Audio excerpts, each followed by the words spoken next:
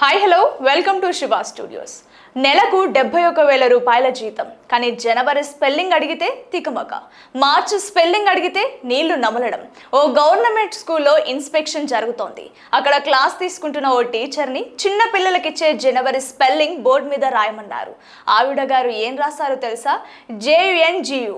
ఆగండి, పోనీ ఫిబ్రవరి రాయమంటే సైలెంట్. కనీసం మార్చి స్పెల్లింగ్ చెప్పమ్మా అంటే MIJ అంట.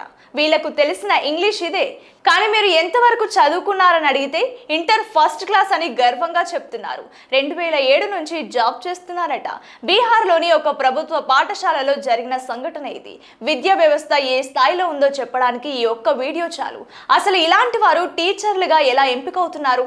మన పిల్లలను ఇలాంటి వారి చేతుల్లో పెడితే వారి భవిష్యత్ ఏం కావాలి? ప్రభుత్వ పాఠశాలలో నాణ్యమైన విద్య అందుతుందని ఆశించే పేద విద్యార్థుల పరిస్థితి ఏంటి? కేవలం జీతాల మీద ఉన్న శ్రద్ధ, కనీస విద్య మీద లేకపోవడం దురదృష్టకరం. ఈ వీడియో ఇప్పుడు సోషల్ మీడియాలో విపరీతంగా వైరల్ అవుతుంది. నెటిజన్లు రకరకాలుగా స్పందిస్తున్నారు. ఈమెకు 71,000 జీతం కాదు, తిరిగి స్కూల్ కి పంపి చదువు చెప్పించాలంటూ కమెంట్స్ చేస్తున్నారు. ఇలాంటి టీచర్ల వల్ల మొత్తం ఉపాధ్యాయ వృత్తికే మచ్చ వస్తోంది. మరి దీనిపై మీ అభిప్రాయం ఏంటి? కింద కామెంట్ చేయండి.